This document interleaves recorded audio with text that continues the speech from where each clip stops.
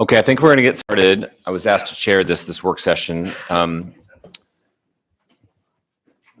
It is 1 o'clock. I'd like to call to order this work session. Let's begin by doing roll call. Want to start over here with Mr. Martinez? George Martinez. Randy Solt. Zach Johnson. Karen Bronga. Scott Myers. Daniel Volland. Meg Zalato. Cameron Perez-Verdia. Kevin Cross. And on the phone, Mr. Rivera, are you on the phone? Thank you. Okay.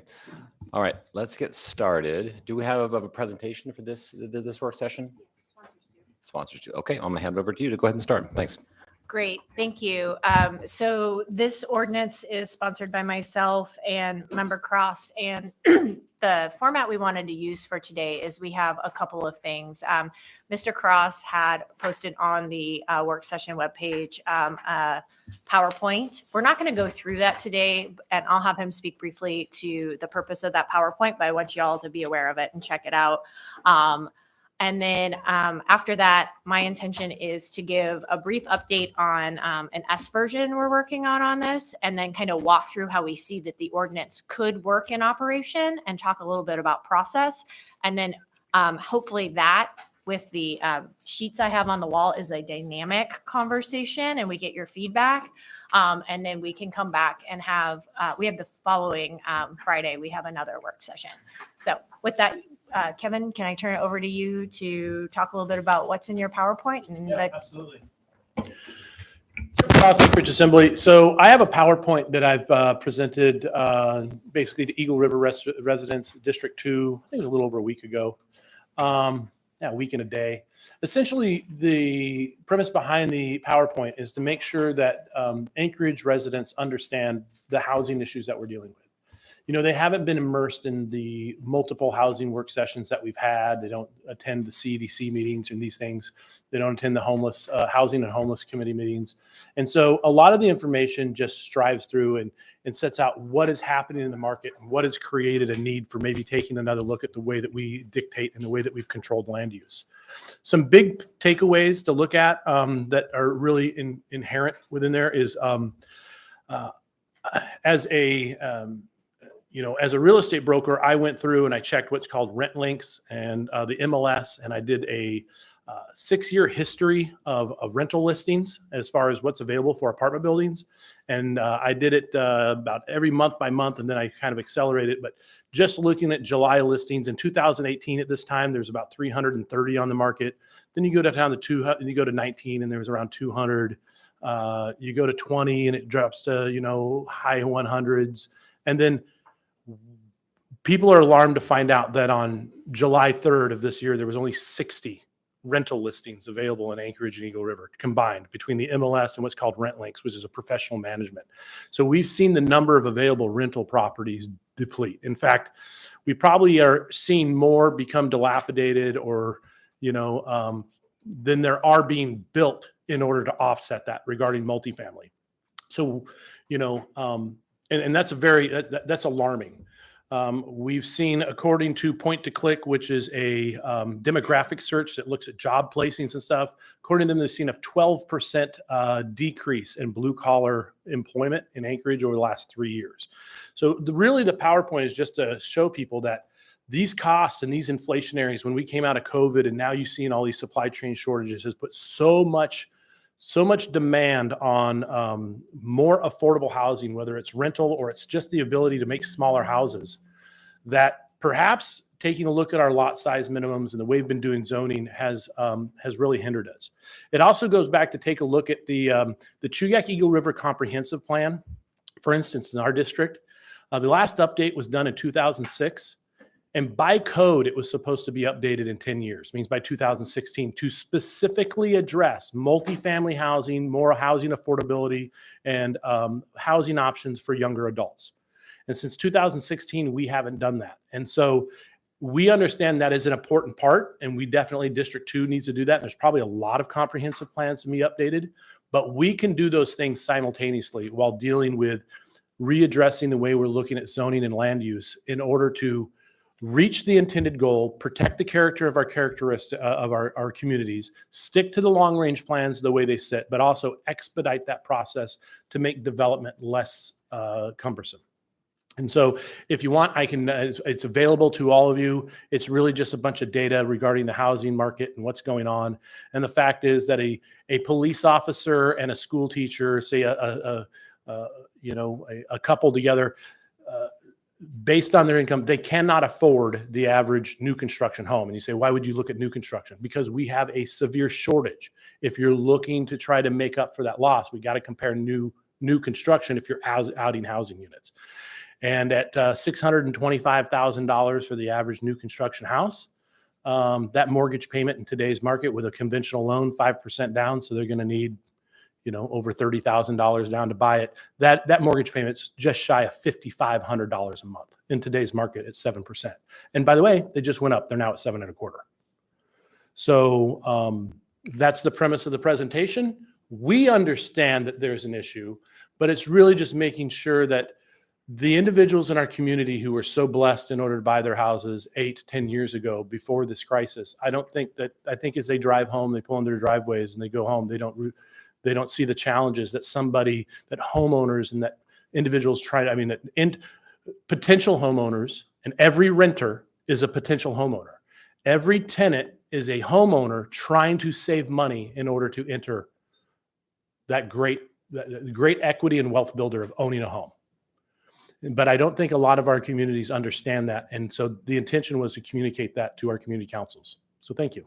Thank you, Mr. Cross. So briefly want to summarize the few changes you'll see coming in the S version. Sorry, we weren't able to get it to you today. The primary two things that I think are important to note is the whereas clauses where it says we're interested in trying to increase density. Actually, that was maybe my intention, but overall the intention is to simplify and streamline the zoning code. So you'll see that language replaced. Additionally, you'll see it reduced only to an R zone, 1, residential. That's it, not ROUS. As much as I would love that Princess Bride reference in the code, I think we have another way to deal with that. And so with that, what I want to do now is kind of walk through how we see this could play out. Get your feedback, and then I want to make sure we definitely leave time for feedback, input, and then want to talk process a little bit in terms of what if this passed, what would the next 18 months before implementation possibly look like? All right, so what we have up here are a couple of things. We have this baseline residential zone, the R. What we have here are variables, things we all know exist in Title 21 and apply to different zoning districts. Setback requirements, lot coverage, there's a use table, height restrictions. In some areas, there's slope and well and septic. The idea here is if you have a lot, you look at that lot and you say, what of these variables apply? Setback requirements, the amount of lot coverage, and it basically becomes like an equation. And that equation creates what we call the buildable envelope on the lot. So you get the setbacks, you get whatever slope if you're up on the hillside, or if it's well and septic, there are rules by state law. So really, these are the guardrails around. And what the idea is that someone can look at a lot wanting to develop it and say, I apply the variables that exist for that lot. And it tells me based on the size of the lot and all of these factors, what I could or couldn't do with it up front by right. Okay. That doesn't mean anything is allowed by right, because one of the things that's controlling in our current Title 21 is the use table. And so what we would propose is that you have, and I concentrated really on residential uses here, folks. The uses, but since there's only, in the current use table, there's all the uses, and this is the residential zoning districts across the top. But if you only have one residential zoning district, we've actually turned to look to the land use designations, which are in the 2040 comprehensive plan. And those would give you what's permitted, what's site plan review, what's conditional. So there would be predictability based on the 2040 land use plan, because that use would go into your variables, right? And then let's say you wanted to do something that wasn't just a permitted use, then you would say, okay, well, let's say I'm in a single 2-family land use designation area, which I'll use my neighborhood, Rogers Park. But all these other variables suggest I could possibly, based on the size of my lot, build a 4-plex. So then I would look and I'd go, oh, I would maybe need a site plan review. So it wouldn't be necessarily by right. I would tell me by right, I could have a single family home or a duplex, but not necessarily a triplex or a 4-plex. So the idea is to take the best parts of current Title 21 and make them as universal as possible. One of the complaints we've heard is that we're throwing out old Title 21 or the current Title 21. No, we want to take the best parts of it and streamline it into these pillars that are what we built, what tell us what we can and can't do, and make them as streamlined as possible so you can really get a lot of predictability with what you can do based on what your lot is. So really quick, by example, and I'll give credit to this exercise. Tim Potter, for those of you who know, used to do what he would call basically Title 21 origami. So he would start with the lot, and then by the time you put the setbacks in, and let's say there's an easement as well, and then ultimately what it creates is your buildable envelope within the lot. And the buildable envelope is really going to be dictating what's possible, right? And so this one would have, so the formula for this one, let's say this is my lot, my home lot, I would have setbacks. I would have a lot coverage. I would have height restrictions. I would have a use restriction, and that's it for right now. I mean, there might be other things, but I don't have a slope issue and I don't have a well and septic issue. And so that would say what might be possible. And I would start with my use, which is single or duplex. But the question is, within that buildable envelope, could a triplex or a 4-plex fit? Is that something I would want to possibly do? Then I know I would have to go through a site plan review potentially. All that is hypothetical. It's one way this could play out if we commit to this process. This process, though, those variables, what a use table could look like, would all be the things we need to figure out if we commit to a timeline and a single residential zone. So I'm going to leave it there and see questions, comments, concerns, and Cameron's got the queue. Mr. Perez-Verdia has the queue. Thank you. And just a reminder for those on the phone, you can send me a text if you want to get in the queue. Are there any questions at this point? Yeah, Ms. Brawley. Yeah, thank you. And I appreciate the opportunity to have discussion about this because I know it's been introduced and I know we've been receiving comments from the public, but knowing that there was some time to dig into it.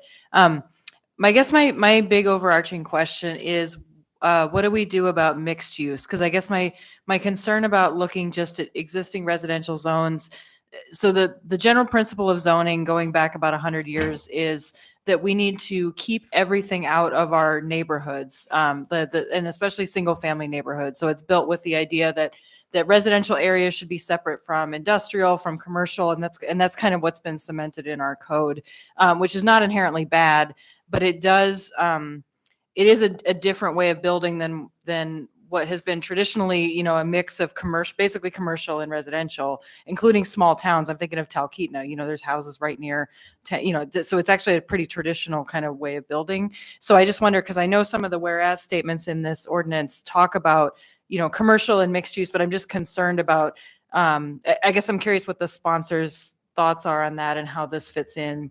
Sure. That was my question. So I think it's going to really be through the use table as it comes out of the process, but I could see conditional use, right? Conditional use would make sense regardless of where you wanted to make the mixed use available per land use designation, because there would be considerations there, right? Business traffic or other things that just aren't a part of what was already in that land use designation. So we think that the use table could be that piece that could accommodate that.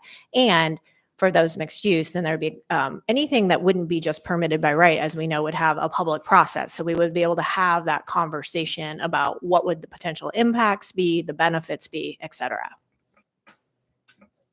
Yes, Mr. Salt. Thanks. One of the questions I was when I, my notes here, when I read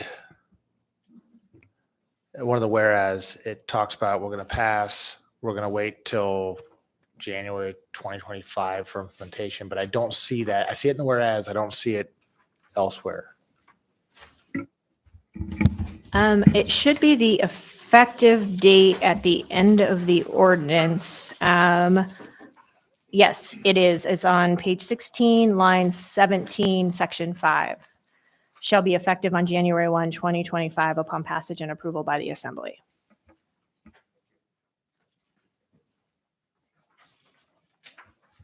Are there additional questions? Yes, Mr. Cross. And I really think that's important. I appreciate you pointing that out, because there's this misconception that we're throwing it out immediately. Remember that we go through this process and hopefully have it done in 18 months. Now, why 18 months? Because we talked about this at the Housing and Homeless Committee, is that I feel right now we have a really good team of really involved individuals. And the next election is going to come up, or the next things, and you may have different people in there, and there's nothing wrong with that.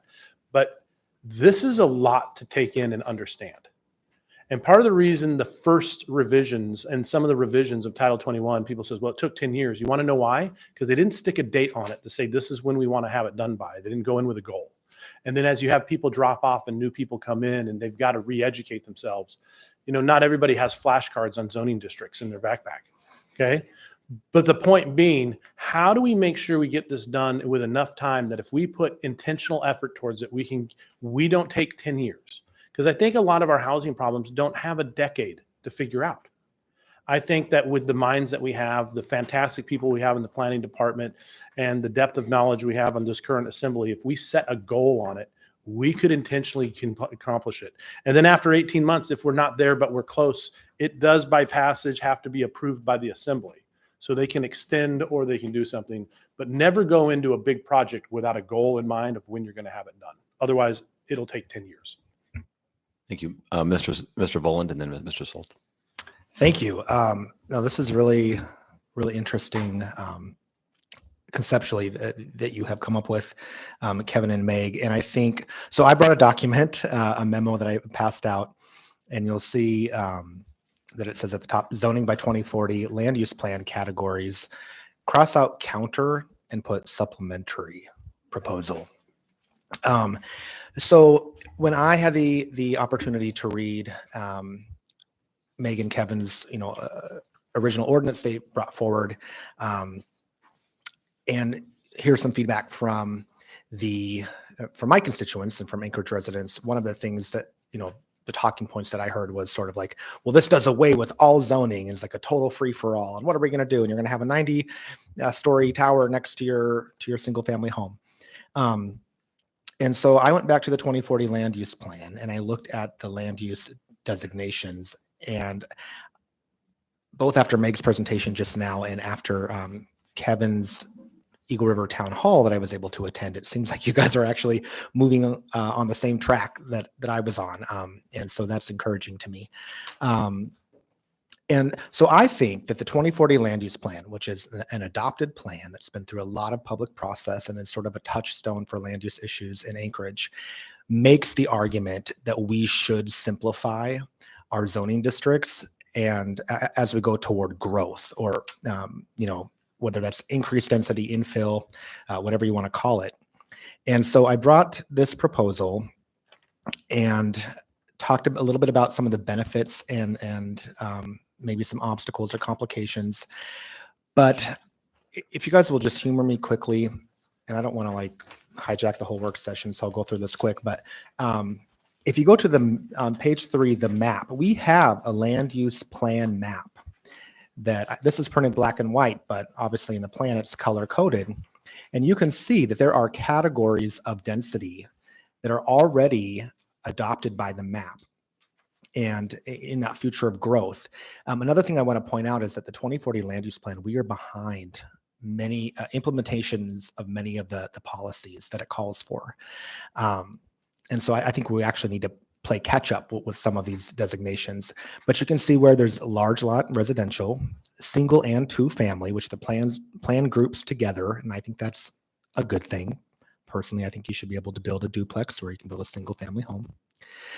Compact mixed residential low, compact mixed residential medium, and urban residential high. And so those are the residential categories of land use that the 2040 land use map calls for. If you go to the next page, well, here's where everything I think gets overcomplicated. You have the land use designations, but then you have all of these complicated subcategories of zoning within each category. In single family and two family, why do we need to have R1, R1A, R2A, and R2D? Why can't we just say you can build a single family home or a duplex? If you look at that map where it calls for single family and two family, right? And so, yeah, Meg is pointing to her chart. I think we were more aligned than I anticipated, which is great. Another thing that I think we could look at, which is indicated by the first page of the document that I brought, is also simplifying. And to Anna's point, kind of considering some of the mixed use, simplifying some of our commercial and industrial zoning districts as well. And I think where this will get interesting as we dive into this is that middle category, R2M, R3, and R3A, because R3A and R4A call for mixed use. But I like Meg's idea, Kevin's idea of going through the use and seeing, what should be permitted or conditional use or have a site plan review. I think that's a really good track to go on. So with that being said, I think what I would be happy to do is join the team, Meg and Kevin, and kind of help go through this and improve it. And also just make sure that we're giving the public that reassurance that no, we are not, it's not going to be the wild, wild west. Okay. But we can simplify zoning and we can get to the purposes of zoning in code under Title 21, that the purpose of zoning should not be exclusionary. It should not be, overly cumbersome and telling your neighbor what they should do. The purpose of zoning is to protect the public health, safety, welfare, and economic vitality of Anchorage. Next in the queue, I have Mr. Solt, and then I put myself in the queue. Thank you, Mr. Chair.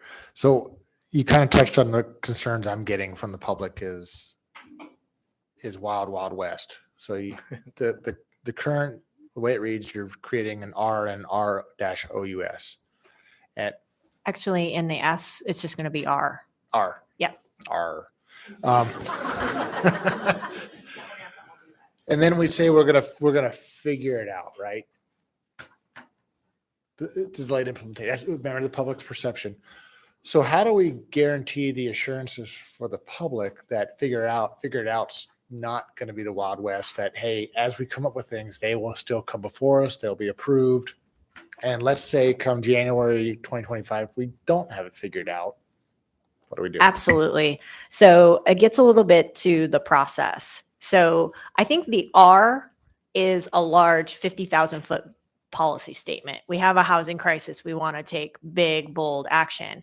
All of these pillars and the land use table, I think, need to go through the traditional P&Z route where there is a public process built in. So to me, the next steps are we could start with something like this. So we have a bit of a framework, but that framework should be subject to all edits, getting rid of it, whatever, get the experts, get the planning department obviously involved, get to where we're proposing the detail pieces that would have to go into the code. Those need to go through P&Z, and there's a public process with that, in addition to making sure we're bringing the public along with us. I mean, if we're bringing the best parts of Title 21 into this, like setback requirements and height, in some ways it's no different than how we did the ADU changes. What we did is we said, we're making, setback requirements were part of that conversation, right? And so this is just really normal Title 21 process to me after we make a big policy direction. We're setting the direction. Like Kevin said, we're getting close to January 1, 2025, and we're not quite there. We can push out the implementation of the ordinance over time. The underlying zoning could also maybe we learn in this process, we cannot live without 3 zoning designations. Nothing precludes that. We've simply set a goal and a framework, and we're going to work within that, or maybe modify it significantly, but we're committing to the process towards this simplified zoning code. Can I follow up? Can I Go follow ahead. up? Yeah. So I think that's the next public question would be, why don't you do that first before you pass this? And why would you make this like a resolution? 1, a resolution is nothing but a strongly worded letter. 2, I like a deadline, and I like putting it in code that there's a deadline. We have a housing crisis, and we've been incrementally chipping away at current Title 21. But if you were to take all those patches and all the bits, it looks a bit like the Dr. Seuss house. And what we're saying is the foundation on which it's built, like the purposes of the 2040 land use plan, the things we say are our fundamental beliefs, we want to preserve that. So that foundation is set. And then what can we take to do these details? If you go into the details first, I think we're going to end up with another patch job, where we can basically now make a custom code built on what we've learned for Anchorage by Anchorage that addresses our needs, and is still built with predictability on the plans that exist. So that's my rationale, at least. Kevin may have a different rationale. No, that's exactly right. The other thing important is that you realize that it has to be approved by the assembly. And so if through this process, you do not feel, each one of you who represents your districts in part, right? So do not feel as if the community has been adequately engaged.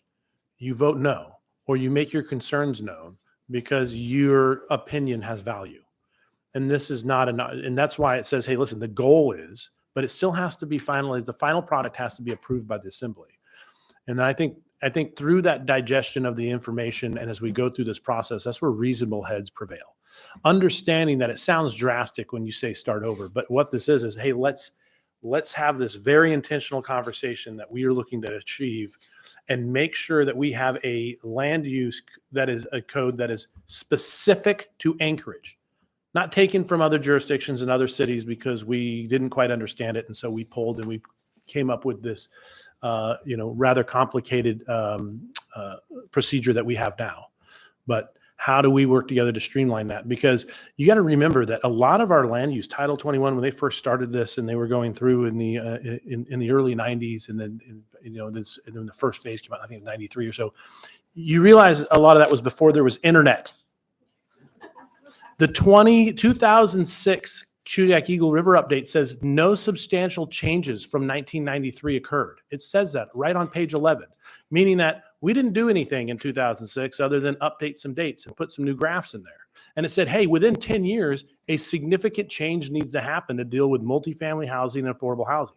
That would have been due in 2016. And we know that COVID accelerated our housing problem by like a decade at least. It turned everything upside down. That's why we want 18 months and not 10 years.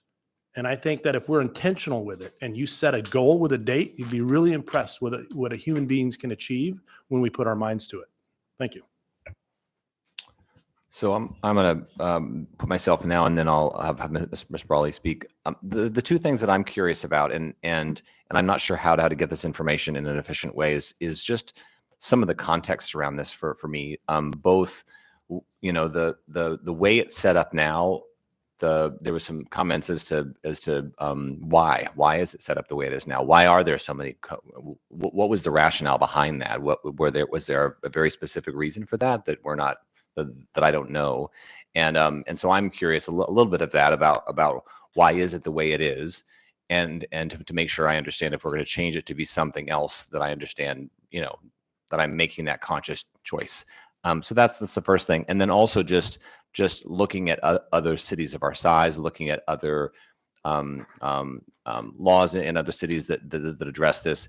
Have you looked at those? Or is that some of the influence that this came from? So I'm curious both at analyzing what we have now and whether we understand it, and also uh, best practice or others or that sort of thing. So can you just speak to that? Sure. So when I wanted to learn a little bit more about this historical perspective on the current Title 21, I went and talked to Tim Potter, the resident historian, I feel like, and he talked about his involvement in that process and that it was really an imported code from elsewhere.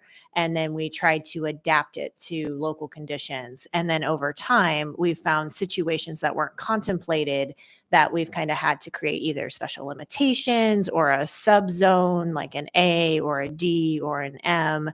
And so it's adapted to changing conditions is what I would say, and changing opportunity. And so what we're being really cognizant of is that's going to continue to happen. And so can we take the best parts of what we've learned out of the need to be able to change and still streamline it? And so that's really the impetus for us, is to create something custom for our own jurisdiction based on what we've learned from what's occurred from the last Title 21 rewrite. We have looked a little bit around the country and we are seeing the simplification of residential zoning code, basically so that there's this opportunity to build, really cut the red tape in order to build. And I think actually Ms. Brawley sent around an article earlier within the last month that what we're really wanting to make sure we're simplifying is the building of anything that can be residential design standards, because that's what's most likely to get built and really is going to add those housing units into our market to address our housing crisis. So what you see is this, for me, this motivation to say, okay, how can we build a simplified code that I can look and say, would I be able to build a house, a duplex, a triplex, or a fourplex with the work of Mr. Cross and Mr. Voland, trying to bring those into residential building standards. It just kind of builds on that work and it effectuates what at least that article, and I tend to believe it, says is really going to be a big piece to the solution of the housing crisis. Thanks very much. Next in queue, I have Ms. Brawley. Yeah, thank you. First, a comment and then a question. On a comment, I know we're focused on residential zoning, but I do think I just want to put in a plug that we do want to think about mixing residential and business together, because I think even in our city, we see, some of the most successful and beloved places are, the old Fire Island location in a neighborhood, and actually multiple now in neighborhoods, or Rustic Goat, which I know has a checkered history perhaps in terms of the approval, but I think has really shown that there is demand for those places. And so again, not that this proposal is incompatible with that, but I think we want to think about that. I also want to point to and thank Mr. Volan for looking at the land use plan on that list. Whereas we have a whole bunch of residential zones, it's interesting that we actually have fewer commercial zones, but we have these things: neighborhood center, town center, regional commercial center. So I would also advise that if we go that route, that we don't necessarily create separate, business zones for that, because I think the whole town center, neighborhood center thing is maybe not the best part of our land use plan. But my question, and I'm not bringing this up because this is my personal concern, but I've heard from others the question about basically land valuation, because I know the value of land is set to some degree by what you can build on it, right? Whether it's the zoning, whether it's single family only, whether it's multifamily. So I just wondered, maybe those with more real estate knowledge or experience, what kind of impacts would you see in the market itself? I can speak to that. I will tell you right now, there's a housing shortage, and Scott can chime in too, because he's his business when he's not on the assembly is also in the real estate. It would have to be really significant right now to put any dent in our housing prices. We have seen appreciation over the last 2 years that has dwarfed what we saw in the early 2000s when they were doing stated income loans. Like early 2000s, before that bond market crashed, because they were giving anybody with a pulse, and you would go into a loan application, they go, that's not enough, add a zero and we'll get you a loan. Okay. Like no verifications. Like we saw prices skyrocket. It's greater than that right now because of the demand, right? And the supply and demand. So the other thing to keep in mind is that a lot of people who live in older, larger, traditional, larger lot neighborhoods that maybe are on well and septic, the thought that a giant multiplex is going to go in next door just unfortunately just makes no economic sense, because any septic system that services more than 24 people, which is about 24 people, that's a moderate sized fourplex. Okay. That triggers a whole different commercial standard for a septic system. That septic system just went from $40,000 to at least $70,000 to over $100,000 just for the septic.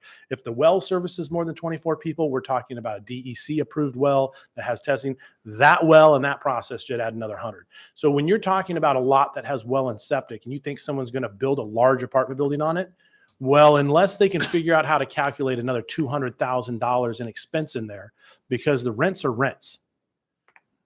It's, a 2-bedroom, 1 bath or a 3-bedroom, 1.5 bath is going to get you not much difference between, depending on where you are in town, because there's such a shortage. So I think some of that is just a lack of understanding that a lot of what drives multifamily, once you go over 4 units, is what's known as debt service coverage ratio. And what did it cost to build the property in comparison to rents? And that is why, even in what we have a danger of happening is what's happening in Girdwood. There's a few that are being purchased out there. Large multifamilies, but you know how hard it is to get large multifamily properties to pencil in Girdwood. That's why the best affordable housing, that's why they're trying to get some housing in there and just try to, increase the supply in order to diminish the demand slightly. But the other thing that happens is that you need to realize this is just zoning. There's a whole nother layer of land use that nobody's considering on existing neighborhoods, and it's called covenants and restrictions. Those exist. And if somebody's in violation, it's a civil matter. You can take them to court and say you're in violation. But there's nothing to stop somebody from building and doing existing neighborhood and saying, the builder going, we don't want duplexes. We're going to put covenants and restrictions that say if you buy within this land, you can't do that. And those exist all over Anchorage. That has nothing to do with zoning. That's another layer of bureaucracy. Okay. So mostly where we're talking about is properties where there are no covenants and restrictions. It's pretty free use. And this does provide an opportunity where I see most of the infill is really where I see the hugest benefit in our market is those residential properties, 4 units and under, on land that has already been determined to be used for multifamily or a higher density based on our land use maps. So I hope that answered your question. Thank you. Yeah, thank you. I just wanted to bring it up because I'd heard others, speculate about the impacts of that. Okay, I have 3 more people in the queue. Mr. Volland. Thank you. Another thing that I just thought of, so as we're planning for growth and we're planning for infill, and we are giving folks more flexibility to build more housing or to build more mixed use, I want to remind us all of the ordinance that we passed, and with the amendment to extend it across the Anchorage Bowl, with the site access and the walkability standards. Because I guess I really want the public to know that we are considering quality of life and walkability and the pedestrian experience and the shared space, the things that we all love about our neighborhoods, that they're sort of the best of our neighborhoods. And I think for me, that's a part of the conversation, that as we consider the growth that we need and more multifamily, a key piece too that we heard in Nolan Clouda's presentation at our housing retreat is that, yes, Anchorage has lost some population, but we also have more households, right? We need to be able to house more families. I feel really good because I feel like when we pass that, we set the stage that throughout Anchorage, we're going to be able to create an experience that, again, is not just the wild, wild west, anything goes, stuff is going to be cheaply made. We also have our building code that, make sure that new structures are going to be safe for new families. So I think that we can work toward more flexibility, and we can work toward more density in areas of Anchorage, while also really upholding the value of neighborhoods. Thank you, Mr. Volland. Next, I have Mr. Martinez.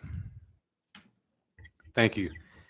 One of the things that I've heard from both the public and from people who have past experiences, like Sheila Selcraig, for example, been about the lack of predictability in Title 21 and the implementation, the execution.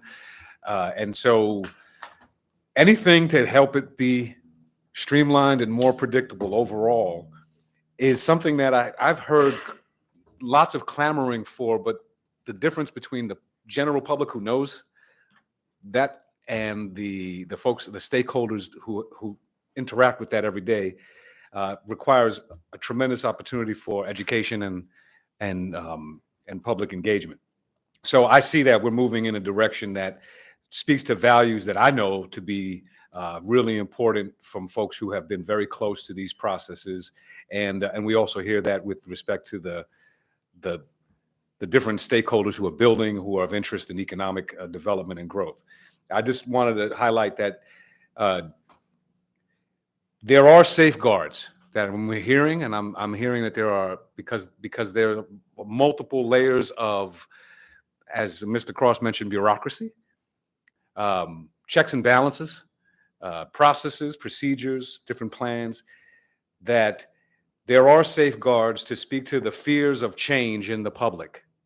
That when people hear this, and I've heard those feedbacks, they imagine that changes in this ordinance will create changes in their neighborhoods tomorrow. And if Anchorage worked that fast on positive changes, we may not, to Mr. Cross's point, the last plan that was updated from his community area didn't make any changes from the previous plan 10 years prior. So change is difficult, but I think that the challenges that have been identified in the ecosystem, in the marketplace, the reality of the data that you've presented in your community council presentation, the sheer numbers speak to urgency of action. And you mentioned this before, Mr. Cross. I could not agree with you more. We don't have 10 years to move in the right direction. There has to be a little more urgency. So I appreciate a deadline. I appreciate a focal point of a vision with a destination point of hope. And I think that there's so many opportunities for public processes to come, for public input to come, that Meg identified in terms of some of the processes that they imagine that we would go through. I'm looking forward to helping to educate the public on these processes. I think this matters all across Anchorage, but I know it matters in East Anchorage. I know there are parts of these plans that, as we look at these maps, where it calls for density, calls for increased mixed use opportunities. I think that's very exciting to growing opportunity in Anchorage versus holding the line on what we think has been valuable, but that is out of date to some extent. And so there's going to be a lot of change, and I hope that people could recognize that there's a thoughtfulness behind the sponsor's approach. There's other folks who are going to be supporting this with respect to their input from the assembly, and there will be tremendous opportunity for the public to speak into this. But I think getting better predictive in the process is going to make things a whole lot better, and the flexibility that is required to grow Anchorage, you all are speaking the right language for me. Thank you. Thank you, Ms. Braga. So I am interested in this for sure, but I kind of wonder if it isn't actually the building permitting process that is the hugest obstacle to development, and that if maybe that needs to be worked. I was supposed to have a meeting with someone who was a half hour late, and he was trying to pay for a building permit and standing in a line for 30 minutes to, simply pay a bill. I remember vividly trying to get a variance on my property in Nunaka Valley and bringing my entire daycare to planning and zoning and sitting them on the floor 3 days in a row and saying, tomorrow I'll be here again if you don't have it done. And I hear that story all over the place of the slowdowns in planning and zoning. The other thing that I wanted to talk about is, and Kevin brought it up, the covenants. Most of the neighborhoods do have covenants, and I'm not sure how this interplays. Like one of our neighbors was trying to build a garage, and some covenant came up that they couldn't have a peak on the roof. They ended up having to have a flat roof garage because of covenants. And I don't, a lot of them are not very active, but I wonder how it interplays with when we do this. And then, and I know that Meg, you personally really hate it when it will take away the character of the neighborhood. You hate that statement, but there are a few examples I can think of, like to the north of Cassoon Elementary School, where it's mobile home, manufactured home, kind of a janky log cabin with a lean-to, then a nice, newly built home. And, it is sort of, people for good reason have fear of the way that it will develop. And as Mr. Martinez says, as long as we know it's just not going to, all of a sudden you're going to have this explosion of all different types of things, because I think a lot of my constituents, they like the character of the neighborhood they're in, and that's why they bought the home there. So that's all I had. So I'd like to address that last issue if I could. We need to remember that most of Anchorage Bowl is a built environment. So it's very unrealistic that we're going to see tear down redevelopment. It doesn't pencil in Anchorage. And even if you saw tear down redevelopment, you're likely to see new construction. And if you do something like potentially like the use table with the land use designation, you still have that predictability. That land use designation and that map is in the 2040 plan already. And where you were talking about the variance that you had to bring, I love that, the daycare to planning and zoning. What a great civic lesson for little ones. I like to use my own lot as an example. I live in R1. And if I wanted to even consider a duplex or a triplex or a fourplex, even if my lot was big enough to accommodate it, I would have to go right now to try to seek a rezone. Let's just assume a rezone might be possible. It's not, because I don't abut a higher zoning district with my lot. Then I have to go through that red tape, just like you had to go through the variance. What we're trying to do is create some predictability and streamline to take some of that from the land use perspective out of the way.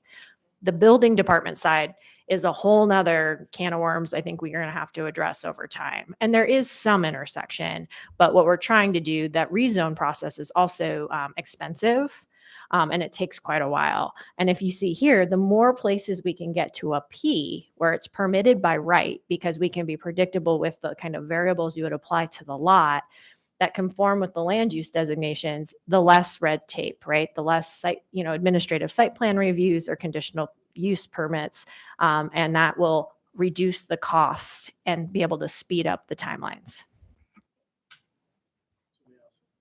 I would also like to reply. So that, it's interesting that you say that, because what you see happen is that there's this fear associated with change, and it's automatically, oh my gosh, things are going to go crazy. Here's what I want you, I want you to point to a new construction property that is a blight to the neighborhood.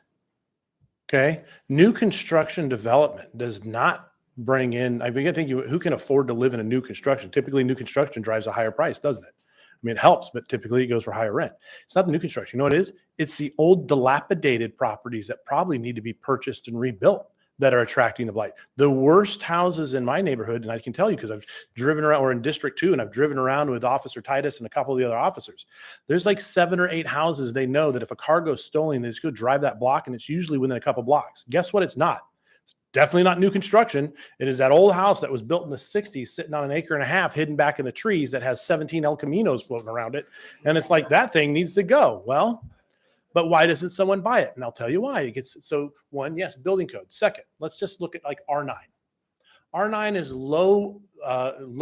is residential, low density. 1 house for every 2 acres. But here's what's funny. You can have 2 acres and build 1 house, or you can have 4 acres and build a duplex. It's only 1 primary structure. You can build a duplex, a connected duplex. That property can be 5% of the lot size, or it can be almost 7,000 square feet. You can build a 7,000 square foot duplex on 4 acres. You know what you can't do? 2 1,500 square foot ranch houses. Because now you have 2 primary residences, and then you run into your additional dwelling, and it gets scrambled. Then you have to go back and ask for a zoning, and it goes through this. Use is use. If you're going to let me build a 7,000 square foot duplex that's 35 feet high, and I can put a barn on it, and I can have horses, why can't I put two 1,500 square foot houses?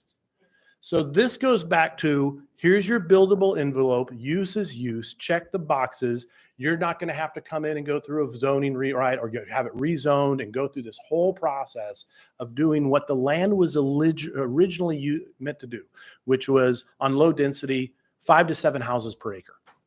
Okay, just go back to land use, check your boxes, and that way someone can get the building and not have to go through a 2 or 3 year process. So, thank you. Yep. Are you good? Okay. Next in the queue is Ms. Zalato. Thanks. I didn't want us to run out of time. If there were other things you wanted us to include as we think through what the process would be if this passes, because what we want to do is start to, again, framework for how it might work, but also a framework for a process. So there's predictability. So I have a few things up here, but if there are additional things you'd like to add, I would invite you to tell us those, or after the meeting, pop them up there. Either way, because I want to capture them. So far we have expert input. That's everything from developers, builders, the planning department. Obviously, we want to make sure whatever we create is implementable by them, and those planners at the counter can answer those questions. Of course, as we get into the details, it would need planning and zoning commission review with the detailed changes, and of course, that automatically, and the Title 21 public process we see kind of as an overlay to that. Because there is a pretty prescriptive Title 21 public process for making changes to Title 21. But if there are other categories or things missing, please let us know, because what we want to do is we want to find a process that's actually going to work, frankly. We could say a work group, we could say this, we could say that, but let's start outlining what that looks like so that you can frankly, Kevin and I are committed to this, hold us accountable that we're going through this process through the next 18 months. Yep. Next, Mr. Johnson, and then I'll put Ms. Bronga next. Yeah, thank you. Mostly, I wanted to state for the record that I think El Caminos do not get the respect they deserve. Secondarily, I wanted to ask, I think I'll first start this with a statement. I respect the goal here. I think everyone agrees Title 21 is problematic and needs a good top to bottom look. And so I appreciate you guys wanting to take this on. My question is, I understand maybe it wasn't your intent to scare people with this language that says we're essentially going to do away with all the residential zoning districts. But I mean, that has been the effect. Now, ultimately, before something is actually put into code, it's going to be comprehensive. It's going to happen not until January 2025. So nothing goes into effect until then at the earliest. So is it even just a necessary step at this point in this process to sort of put this in here? Can we not achieve our desire to set deadlines and our commitment to taking this top to bottom look at Title 21 without sort of what is perceived as a broad threat to essentially, create the wild, wild west? Again, I understand that's not the intent here, but that certainly is the perception. And I would just wonder, is this necessary at this point? Sure. So as someone with, 4 years experience on the body at this point, and having watched us work through Title 21, one of the things I didn't want to do is preclude current incremental changes to Title 21 that can go into effect now while looking at the big picture. So that's one reason. So basically, we continue to make improvements to Title 21. We just did one on Tuesday, right? And so I want that and those things that will be implemented now to be on that path, right? While also saying, not only are we aspiring to simplify residential zoning, we've actually taken a step. We've taken a policy step. And our ways of doing things on the assembly, we have two mechanisms, money and code. That's it. And so this uses code in the most simplified form, which is just simply a single residential zoning district. It doesn't preclude more. It really just sets a thing, right? It says, okay, this is the goal. This is one criticism I received is this predetermines the outcome. And I said, it predetermines that we'll have residential zoning. We have residential zoning. So it doesn't substantially change anything just to simply say there will be residential zoning. It honestly doesn't. We have residential zoning. We're saying there will be residential zoning. And it's working back through the details. There's no intent to scare people, but you can continue to patch Title 21 infinitum and get incremental change to a crisis, or you can say we're going to commit to the new process and we have a firm deadline, which is actually in code. We would have to take affirmative action to change the deadline. A resolution, again, is a strongly worded letter, even to ourselves. That deadline could get blown. Frankly, resolution deadlines get blown all the time, especially if no one's tracking them. I guess I would add, when you do something like this, you realize that you're going to get a knee-jerk reaction from people no matter how you do it, particularly when they feel like you're moving their cheese or you're affecting, their neighborhood. And it's actually really, really kind of surprised me, Zach, on some of the things I've heard, in the responses people have. And the part that just shocks me is I think that there's a real disconnect. I think there's a disconnect between longtime homeowners and what the problem is. And there's a reason that we're losing people under the age of 35 and there's a mass exodus. I think there's a reason, and we look at these jobs and we're doing that. And so, and I think at some point the problem becomes so profuse that you got to stop wearing mittens when you handle people and say, this is a problem. And you're either coming to the table with solutions, but regretfully, a lot of people, as they drive to their house and they pull up their driveway and they close their blinds, and there's not a problem. It's real convenient when you can roll up your windows, turn up your radio and drive past people, pull into your house and close your blinds and say there's not a problem, but there's very much a problem. And so, at the risk of offending people who even, were my supporters on what are you doing? It's like, you're either part of the solution or you're part of the problem, but come to the table with solutions. Just don't complain about it, because we've complained about it for years. And now it's time to do something. Looks like we're just about out of time. Any final comments before we close? Thank you, Mr. Chair. So first, thank you. I knew we were dropping a bit of a bombshell, and then I was going on leave for a month. But that was why we set the public hearing out till the 25th. It is our intention, because we're going to have a substitute version, to continue the public hearing to the first meeting in August as well.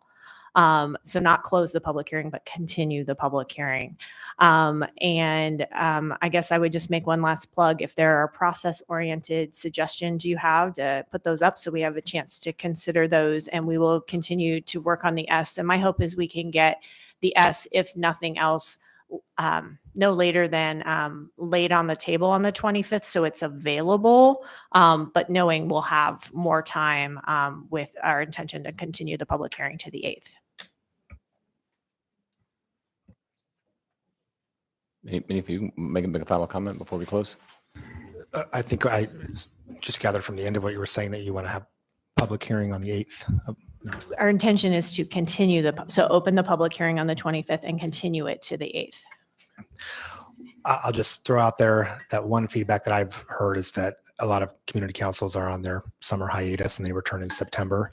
So we may want to consider having an opportunity for some type of public hearing in September as well. Okay. Seeing no additional comments, this work session is now adjourned.